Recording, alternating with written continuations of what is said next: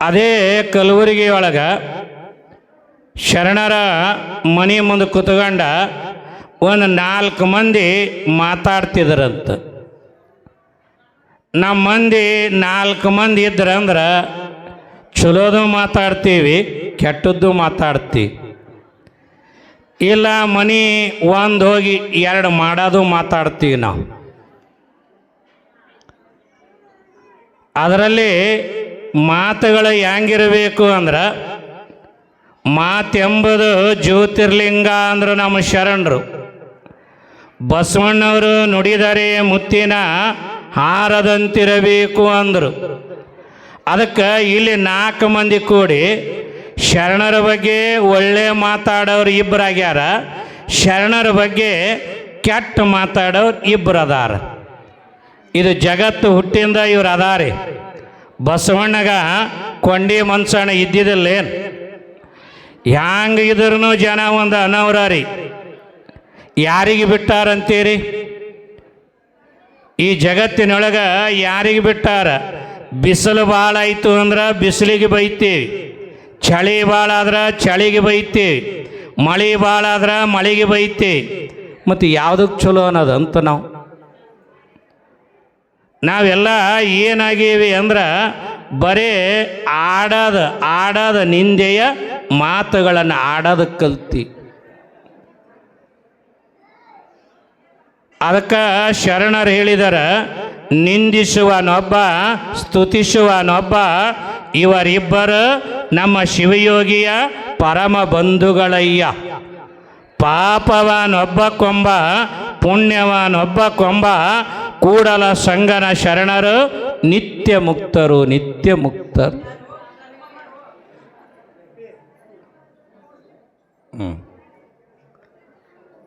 ಹೀಗೆ ಇರುವಾಗ ಅಲ್ಲಿ ಏನನ್ನಕತ್ಯಾರ, ನಮ್ಮ ಶರಣ ಭಾಳ ದೊಡ್ಡವ, ಬ್ರಹ್ಮ ಇದ್ದಂಗ, ಈಶ್ವರ ಇದ್ದಂಗ, ಪರಮಾತ್ಮ ಇದ್ದಂಗ, ಬೇಡಿದವರಿಗೆ ಬೇಡಿದೆಲ್ಲ ಕೊಡ್ತಾನೆ ಅಂತ ಇಬ್ಬರು ಅಂದರು.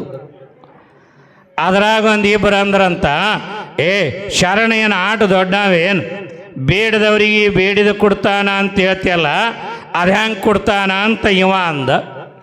ಅದ್ರಾಗ ಎದರಿದ್ದ ಅಂದ, ನೀನು ಶರಣನಿಗೆ ಬೇಡ, ನಿನಗ ಹುಲಿ ಗಿಣ್ಣ ಬೇಕಂದ್ರೆ ತಂದು ಕೊಡ್ತಾನ ಅಂತ ಇವ ಅಂದ. ಶರಣರ ಬಗ್ಗೆ ಒಳ್ಳೆಯ ಅಭಿಪ್ರಾಯ ಇರೋ ಮನುಷ್ಯ ಇವ ಏನಂದ, ಶರಣ ಹುಲಿ ಗಿಣ್ಣ ಬೇಕಂದ್ರೆ ತಂದು ಕೊಡ್ತಾನ. ಅವ ಎದರಿರವಂದ, ನಿಮ್ಮ ಶರಣಪ್ಪ ಹುಲಿ ಗಿಣ್ಣ ಕೊಡೋದು ಬೇಡ, ಬರೀ ಆಕಳ ಗಿಣ್ಣ ಕೊಡಲಿ ಅಂತ ಇಬ್ಬರಿಗೆ ವಾದ ನಡೆಯುತ್ರಿ.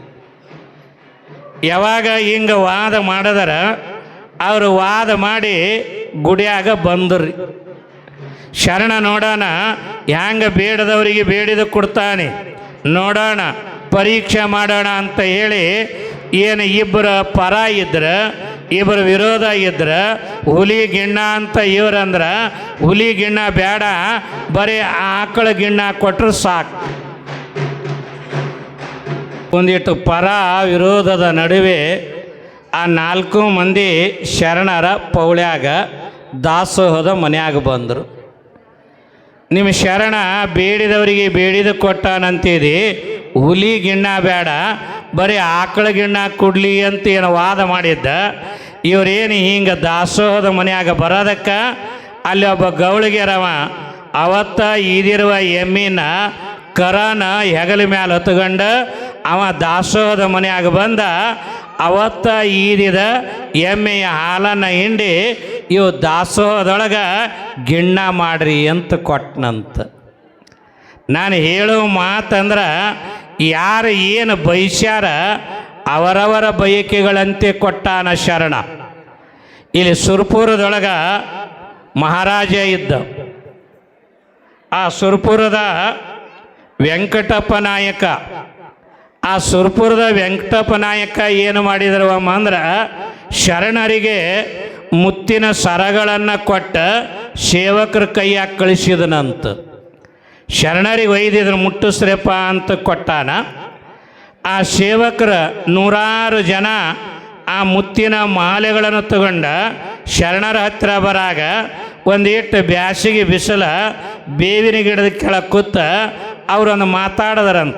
ಏನು ಮಾತಾಡಿದ್ರ, ಈ ವೆಂಕಟಪ್ಪ ನಾಯಕರ ಈ ಮುತ್ತಿನ ಸರ ಒಯ್ದು ಕೊಡೋ ಅಂದಾನ, ಏನು ನಾಳೆಗೆ ಒಯ್ದು ಸರ ಮುಟ್ಟಿಸ್ತೇವೆ ನಡ್ಕೋತ ಹೋಗಿ, ನಾವು ಹೋಗಿ ಈ ಸರ ಮುಟ್ಟಿಸೋದ್ಗಳಿಗೆ ಅವತ್ತು ದಾಸೋದಾಗ ನಮಗೆ ಕರಿಗಡಬ ತುಪ್ಪ ಆಗಿದ್ರೆ ಚಲೋ ಆತಿತ್ತಲ್ಲ ಅಂದ್ರಂತ. ನೋಡಿ, ಅವರು ತಂದ ಏನು ದಾಸೋಹಕ್ಕೆ ಮುಟ್ಟಿಸ್ಯಾರ, ದಾಸೋಹಕ್ಕೆ ಮುಟ್ಟಿಸಿದಗಳಿಗೆ ಆ ಶರಣರಿಗೆ ಮುತ್ತಿನ ಸರ ಮುಟ್ಟದಗಳಿಗೆ ಅಪ್ಪ ಪ್ರಸಾದಕ್ಕೆ ನಡೀರಿ ಅಂತ ಕರ್ಕೊಂಡೋಗ್ಯಾರ. ಅವತ್ತು ದಾಸೋಹದ ಮಹಾಮನಿಯೊಳಗೆ ಕರಿಗಡಬ ತುಪ್ಪನ ಊಟ ಆಗ್ತದೆ, ಅವ್ರಿಗೆ ಊಟ ಆಗ್ತದೆ. ಬಯಸಿದವರಿಗೆ ಬಯಸಿದ್ದನ್ನು ಕೊಟ್ಟ. ಅಟ್ಟು ದೂರ ಹೋಗೋದು ಬೇಡ. ಈಗೇನು ನಿಮ್ಮ ಸಿದ್ಧಲಿಂಗ ಅಪ್ಪಗಳದಾರಲ್ಲ, ಇವರ ವಂಶಸ್ಥ ಗುರುಗಳು ಶಿವಾನಂದ ಅಪ್ಪಗಳು, ಶತಾಯುಷಿಗಳು, ಅವರೆಲ್ಲ 100 ವರ್ಷ ಮೇಲ್ಪಟ್ಟಾಗಿ ಬದುಕ್ಯಾರೆ. ಅದೇ ವಂಶದ ಕುಡಿನೇ ನಮ್ಮ ಸಿದ್ಧಲಿಂಗ ಅಪ್ಪಗಳು. ಬಯಸಿದವರಿಗೆ ಬಯಕೆಯನ್ನು ಈಡೇರ್ಯಾರ ಅನ್ನೋದಕ್ಕೆ ಸ್ವನ್ನದ ಮಠ ಅನ್ನದ ಮಠ ಅನ್ನೋದು ನಿಮಗೆಲ್ಲ ಗೊತ್ತದು. ಯಾರು ಯಾವ ವೇಳೆಯೊಳಗೆ ಬರಲಿ ಈ ಬಯಸಿದವರಿಗೆ ಅನ್ನ ಕೊಟ್ಟಿದ ಮಠ ಲಿಂಗೈಕ್ಯರಾಗಿರುವ ಶಿವಾನಂದ ಮಹಾಸ್ವಾಮಿಗಳ ಮಠದಾಗಿರ್ತಾರೆ. ಆಗಲೇ ಅವರಿಗೆ 80 ವರ್ಷ ಮೇಲ್ಪಟ್ಟಿನ ಯಜಮಾನ. ದಾರ್ಯಾಗ ಒಂದಿಟ್ಟು ಬಂಡಿ ಕಟ್ಕೊಂಡು ಜನ ಹೊಂಟಾರ. ಅಲ್ಲಿ ಧೂದು ಅಂತ ಮಳೆಯಾಗ್ಯದ. ಮಳೆಯಾದಾಗ ಆ ಮಳೆ ಆದ ತೊಯ್ಸ್ಕೊಂಡ ಜನ ಮಾತಾಡಿದ್ರಂತ, ನಾವೇನು ಸ್ವರ್ಣದ ಮಟ್ಟಕ್ಕೆ ಹೋಗ್ತೀವಲ್ಲ, ಓದುಗಳಿಗೆ ಇಂಥ ಚಳಿ ಹತ್ತಿದ ನಮಗೆ ಆ ಮಠದಾಗ ಕರಿಗಡಬ ತುಪ್ಪ ಸಿಕ್ಕರು ಚಲೋ ಆತಿತ್ತಲ್ಲ ಅಂದ್ರಂತ ಸುಮ್ಮ ಅಂದಾರ ಅವ್ರು. ನೋಡಿ, ಶಿವಾನಂದ ಶಿವಯೋಗಿಗಳು ಎಲ್ಲಿ ಅದಾರೋ, ಆ ಅಂಧ ವ್ಯಕ್ತಿಗಳು ಎಲ್ಲಿ ಅದಾರ, ನಿಜವಾಗಿನ ಆ ಚಳಿ ಒಳಗೆ ತೊಯ್ಸ್ಕೊಂಡು ಹೋದ ಜನ ಮಠಕ್ಕೆ ಬರೋದ್ರೊಳಗನ ಕರಿಗಡಬ ತುಪ್ಪ ತಯಾರಿದ್ದು ಅಂತ ಅವರ ವಿಚಾರ ಕೇಳ್ತೀವಿ. ಮಹಾತ್ಮರಾದವರ ನಾವು ಏನೇನು ಬಯಸಿರ್ತೇವೆ ಅದೆಲ್ಲವನ್ನು ಕೊಡ್ತಾರೆ. ಇಂಥ ಶರಣ ಹಲವಾರು ಲೀಲೆಯನ್ನು ಮಾಡ್ತಾ ಆಗಲಿಗೆ ಶರಣರಿಗೆ 72 ವಯಸ್ಸುಗಳು ಕಳೆದಾವು. 72ನೆಯ ವಯಸ್ಸಿನೊಳಗಿರುವಂಥ ಶರಣರ ಈ ಕಾಣುವ ದೇಹದಿಂದ ಕಣ್ಮರೆಯಾಗ್ತಾರೆ. ಸೃಷ್ಟಿಯೊಳಗೆ ಒಂದು ನಿಯಮ ಅದ, ಎಲ್ಲಿ ಏರದ ಅಲ್ಲಿ ಇಳು ಅದ, ಎಲ್ಲಿ ಸುಖ ಅದ ಅಲ್ಲಿ ದುಃಖ ಅದ, ಎಲ್ಲಿ ಹಗಲದ ಅಲ್ಲಿ ರಾತ್ರಿ ಅದ, ಎಲ್ಲಿ ಹುಟ್ಟು ಅದ ಅಲ್ಲಿ ಸಾವು ಅನ್ನೋದು ಖಚಿತವಾಗಿ ಅದ. ಇದು ಸೃಷ್ಟಿಯ ನಿಯಮನ ಯಾರೂ ಮೀರಂಗಿಲ್ಲ. 4 ದಿನ ಹೆಚ್ಚು ಕಡಿಮೆ ಆಗಬಹುದೇ ವಿನ ನಾವು ನೀವುಗಳೆಲ್ಲ ಸಾವಿನ ಸರದಿಯ ಪಾಳೆಯೊಳಗಿರೋವ್ರಿ. ಹೀಗಿರುವಾಗ ಶರಣನ ಹತ್ತಿರ ಒಬ್ಬ ಯಜಮಾನ ಬರ್ತಾನೆ. ಆ ಯಜಮಾನಗ ವಯಸ್ಸು 80-90 ವಯಸ್ಸಾಗ್ಯದ. ನೋಡಿ, ಶರಣನ ಕತೆ ಕೊನೆಯ ಘಟ್ಟದ ಲೀಲಾ ಇದು, ಕೊನೆಯ ಲೀಲಾ ಒಂದು. ಯಾಕೆ ಲಿಂಗೈಕ್ಯರಾಗ್ತಾರೆ ಶರಣರು? ಇನ್ನೂ ಬದುಕ್ತಿದ್ರು ಏನೋ ಭಗವಂತನಿಗೆ ಗೊತ್ತ. ಹುಟ್ಟುವಾಗನೂ ಪರಹಿತಕ್ಕಾಗಿ ಹಡದ ತಾಯಿ ಸಂಗಮ್ಮ ಆದರ ಪಡೆದ ತಾಯಿ ಮಡಿಯಮ್ಮಳಾಗ್ಯಾಳ. ಹಡದ ತಾಯಿ ಬೇರೆ, ಪಡೆದ ತಾಯಿ ಬೇರೆ ಶರಣನಿಗೆ. ಹೀಗಿರುವಾಗ ಈ ಶರಣನ ಕತ್ತಿ ನೋಡಿ, ನೀವು 8 ದಿನಾರ ಹೇಳ್ರಿ ಹೊಸದ ಕಾಣ್ತೀವಿ ವಿನ 8 ದಿನ ಹೇಳಿದ್ರು ಇದು ಮುಗಿಯಲ್ಲೇ ನಮಗೆ, ಮುಗಿಲಾರ ಕತ್ತಿ ಇವೆಲ್ಲ. 10 ದಿನದಾಗ ನಾ ಎಷ್ಟು ಹೇಳಿನೇ ನನಗೇ ಗೊತ್ತಿಲ್ಲ. ಯಾರ ಪುರಾಣಗಳ ಮುಗಿಸ್ಯಾರೇನ್ರಿ, ಯಾರ ಜಾತ್ರೆ ಮುಗಿಸ್ಯಾರೇನು, ಮತ್ತು ಇರೋದಿ ಅದು ಇರೋದಿ ಅದು ಇರೋದಿ ಮುಗಿಲಾರ ಕಥೆ ಅಂತ. ಇದು ಮುಗಿಲಾರ ಕಥೆ. ಮುಗಿಲಾರ ಕಥೆನ ಸುಮ್ಮನೆ ಆರಂಭ ಮಾಡಿರ್ತೀವಿ, ಇವತ್ತು ಮುಗಿಸಿಬಿಡ್ತೀವಿ ಪೂಜ್ಯರ ಸನ್ನಿಧಾನದೊಳಗೆ.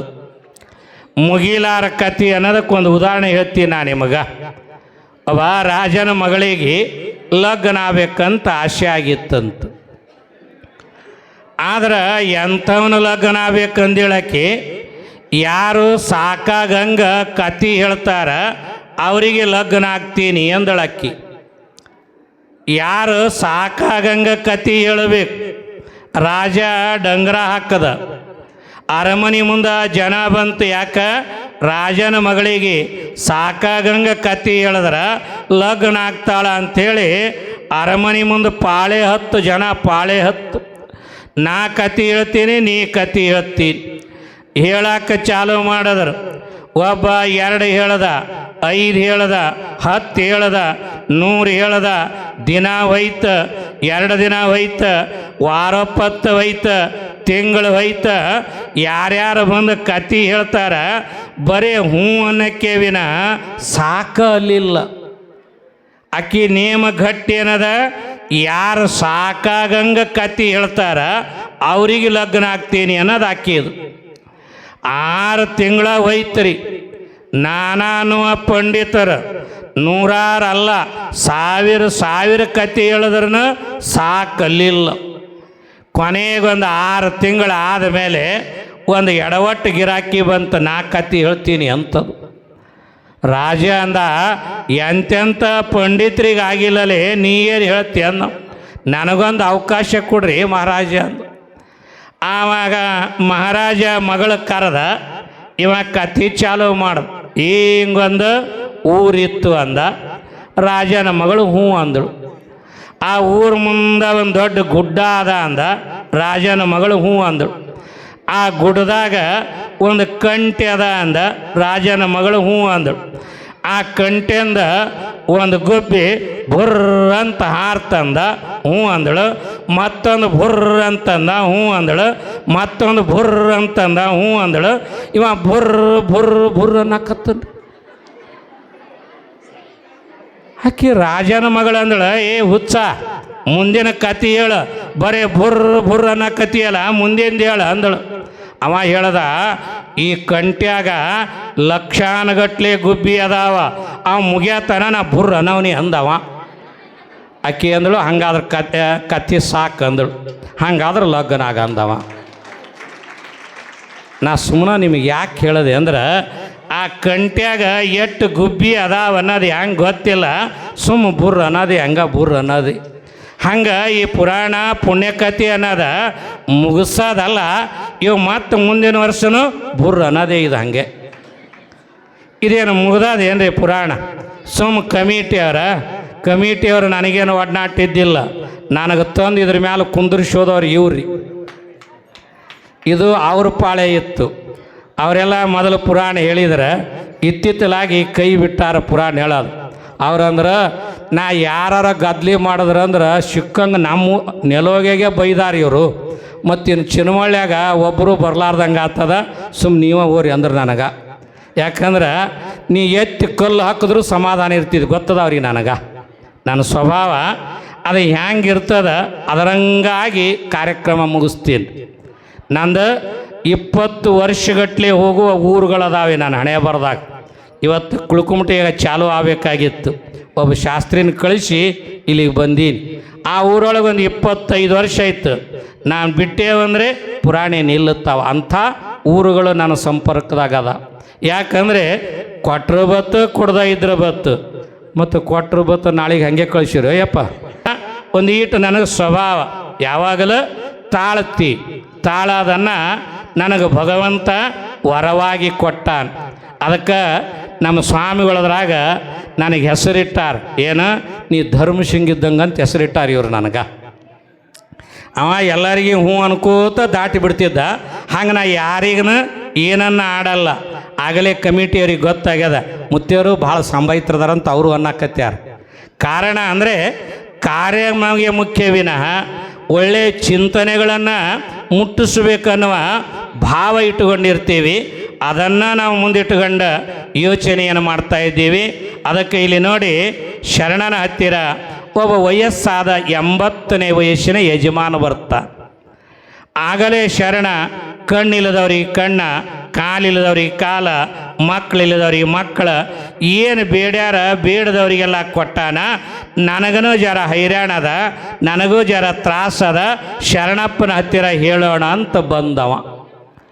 ಆ ಬಂದ ವ್ಯಕ್ತಿ ಕೈಯೊಳಗೆ ಬಡಗಿ ಹಿಡ್ದಾನೆ, ತಲೆಯ ಮೇಲೆ ಕಾವಿಯ ರುಮಾಲ್ ಹಾಕ್ಯಾನ, ಕಾಲೊಳಗೆ ಚಮ್ಮಾವಿಗೆ ಅದಾವ, ಕಾವಿಯ ಬಟ್ಟೆಯನ್ನು ಧರಿಸ್ಯಾನ, ಕೈ ನಡಗಾಕತ್ಯಾವ, ಬೆನ್ನರ ಬಾಗ್ಯಾದ, ಕಣ್ಣು ಕಾಣ್ತಾವ ಕಾಣಲ್ಲ. ಇಂಥ ಸ್ಥಿತಿಯೊಳಗೆ ಯಪಾ ಶರಣ, ಯಪಾ ಶರಣ, ಯಪಾ ಶರಣ ಅಂತ ಕರೆಯುತ್ತಾನೆ. ಶರಣರು ಅದೇ ದಾಸೋಹದ ಮಹಾಮನಿಯೊಳಗೆ ಕುಳಿತುಕೊಂಡಾರ. ಶರಣ ಧರ್ಮ ಬಂದವರಿಗೆ ಬರ್ರಿ ಅನ್ನೋದು, ಶರಣ ಧರ್ಮ ಬಂದವರಿಗೆ ಬರ್ರಿ ಅನ್ನೋದ. ಶರಣ ಕೈ ಮುಗಿದು ಅವರನ್ನು ಕರೀತಾರ ಮೇಲೆ. ಆ ಬಂದಿರುವ ವಯಸ್ಸಾದ ಯಜಮಾನ ಶರಣರಿಗೆ ಕೇಳದ ಏನಿತ್ತು ಅಂದರೆ, ಆ ಯಜಮಾನಗ ದಮ್ಮ ಕೆಮ್ಮ ಬಹಳ ಇತ್ತು.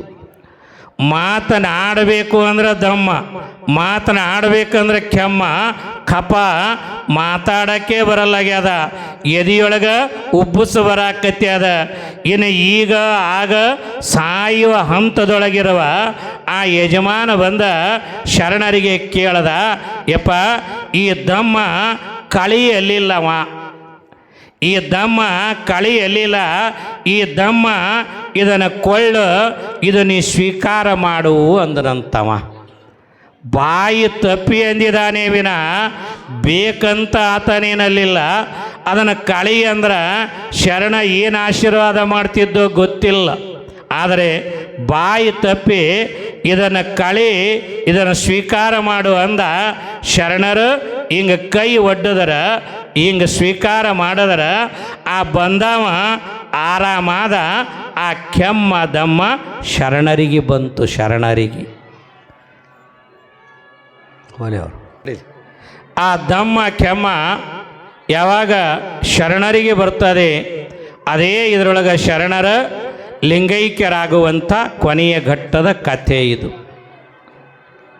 ಯಾವಾಗ ಶರಣರಿಗೆ ಈ ರೀತಿಯಾದ ಹೈರಾಣ ಆಗ್ಯದ, ಆಗಲೇ ಶರಣರ ಮರಣವೇ ಮಹಾನವಮಿ. ನಮಗ ಮರಣಕ್ಕೆ ನಾವು ಯಾವಾಗಲೂ ಅಂಜಿಲ್ಲ.